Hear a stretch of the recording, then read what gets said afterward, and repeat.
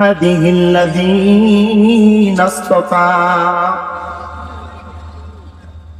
أما بعد فأعوذ بالله من الشيطان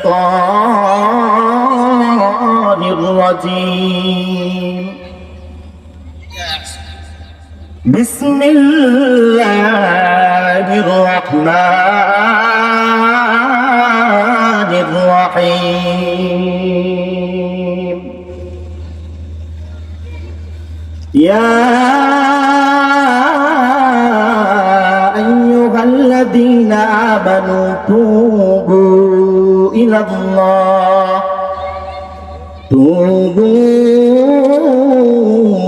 الله توبة نصوحا. عسى ربكم أن يكفر عنكم سيئاتكم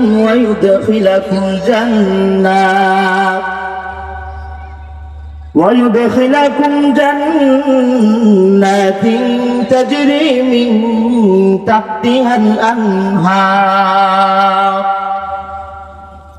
وقال رسول الله صلى الله عليه وسلم: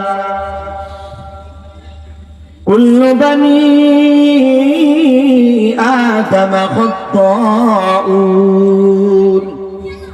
وخير الخطائين التوابون.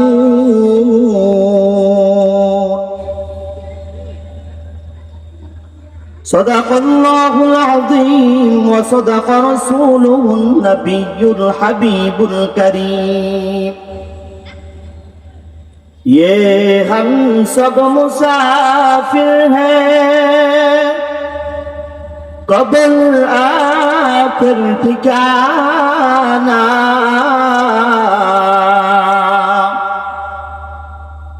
ये हम सब मुसाफिर हैं, कब्र आखिर ठिकाना. कोई आगे रवाना है, कोई पीछे रवाना. कोई आगे रवाना है, कोई पीछे रवाना. अल्हम्दुलिल्लाह सुम्मा अल्हम्दुलिल्लाह. মহান রব্বে কারিমের দরবারে অসংখ্য অগণিত শুকর, যে মহান রব্বে কারিম আমাদেরকে সুন্দর একটি দ্বীনি পরিবেশে দুনিয়ার সমস্ত কাজ থেকে ফারেক করে অল্প কিছু সময় আল্লাহর দ্বীনের ক্ষেত্রে খরচ করার তৌফিকটুকু দান করেছেন। এজন্য সকলেই সকল অন্তঃস্থল থেকে সেই মহান রব্বে কারিমের দরবারে শুকরিয়া জ্ঞাপন করি, বলি আলহামদুলিল্লাহ। মুহতারাম হাজিরিন, আমাদের যে সম্মানিত দাওয়াতি মেহমান উস্তাজুল আসাতিজা হযরতুল আল্লামা হযরত মাওলানা ইসমাইল হোসেন সিরাজি সাহেব, যাকে দ্বিতীয় আনসারী বলা যায়, মরহুম জুবায়ের আহমদ আনসারী রহমতুল্লাহি আলাইহি হুবহু উনার কণ্ঠেই তিনি বয়ান করেন। উনি এসে গিয়েছেন। আমার স্বল্প সময়, একবারই অল্প, হুজুর আসার আগ পর্যন্ত কিছু কথা বলবো, সকলে আমার নিয়তে শুনবে। মহান রব্বে কারিম অনেক মায়া মহাব্বত করে মানব জাতিকে সৃষ্টি করেছেন। আল্লাহ রাব্বুল আলামিন ফেরেশতাদেরকে ডাক দিয়ে বলেন: وَإِذْ قَالَ رَبُّكَ لِلْمَلَائِكَةِ إِنِّي جَاعِلٌ فِي الْأَرْضِ خَلِيفَةً.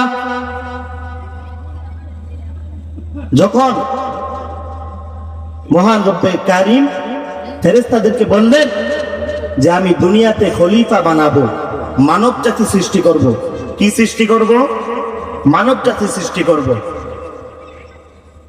তখন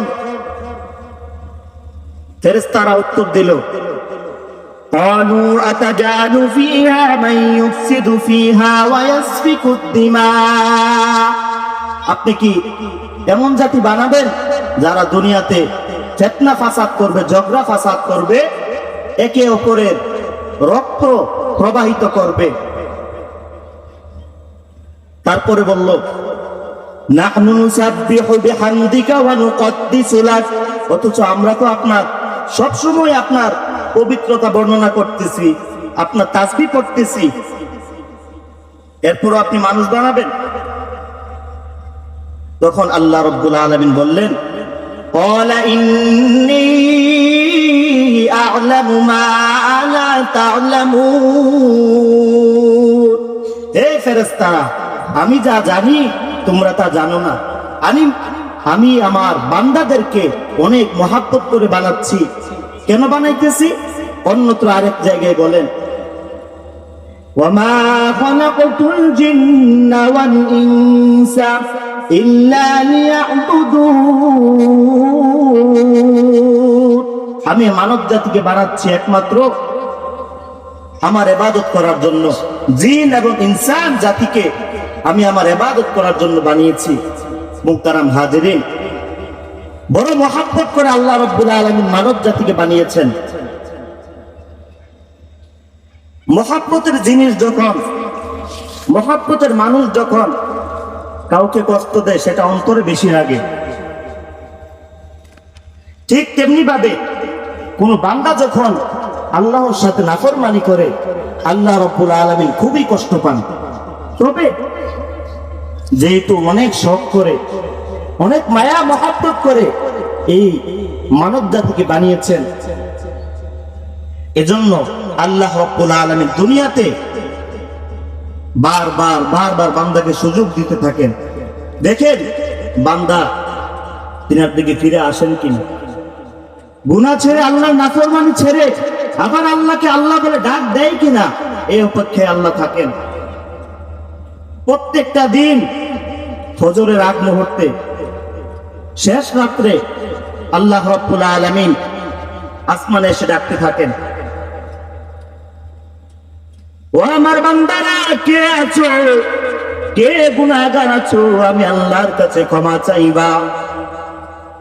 ও বান্দা, শয়তানের ধোঁকায় পড়িয়া গুনাহ করছো, আমি আল্লাহর সাথে নাফরমানি করছো, কে আছো তার গুনাহ মাফ চাইবা। আমি আল্লাহ তাআলা হাজির হয়ে গিয়েছি, আমি আল্লাহর কাছে চাও, তোমার গুনার জন্য ক্ষমা চাইবা, আমি আল্লাহ তাআলা তোমার গুনাহগুলো মাফ করে দিব।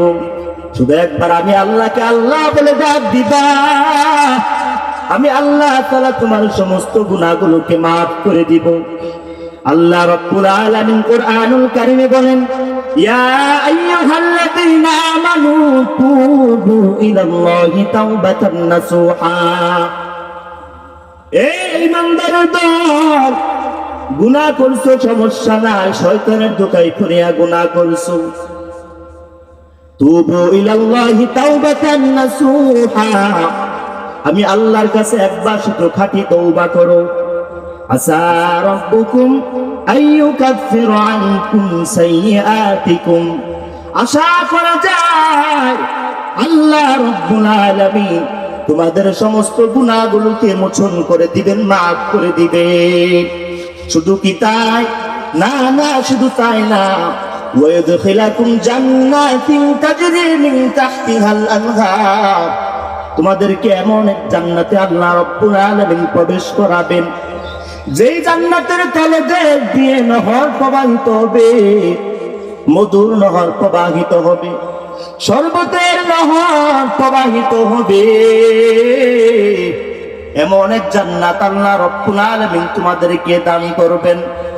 আল্লাহ রাব্বুল আলামিন বলেন কুল ইয়া ইবাদিয়াল্লাযীনা আসরাফু আলা আনফুসিহিম, এ আমার বান্দারা যারা নিজেদের উপর জুলুম করছো, আমি আল্লাহর সাথে নাফরমানি করে নিজের উপর জুলুম করছো, লা তাকুনাতু মির রাহমাতিল্লাহ, এ বান্দা আমি আল্লাহ বড় রহমান, আমি আল্লাহ বড় রহিম, হে আল্লাহর রহমত থেকে নিরাশ হইও না, নিরাশ হইও না, আমি আল্লাহ রহমান। ইন্নাল্লাহা ইয়াগফিরুয যুনুবা জামিআ।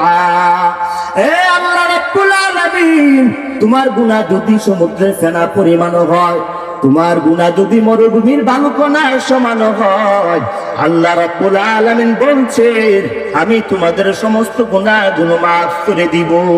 সুবহানাল্লাহ। মোহতারাম হাজিরিন, আমরা সেই আল্লাহকে বাদ দিয়ে আমরা আজকে দুনিয়াতে বন্ধু বান্ধব বানাচ্ছি। সে আল্লাহ নাফরমানি করে দুনিয়ার বন্ধু বান্ধবকে খুশি করতেছি। আই বেরাদার দূরে বাসা দিয়ার ঘর, আই বেরাদার দূরে বাসা দিয়ার ঘর, ইয়ারে বদ বদ তোর বুয়া দজমারে বর।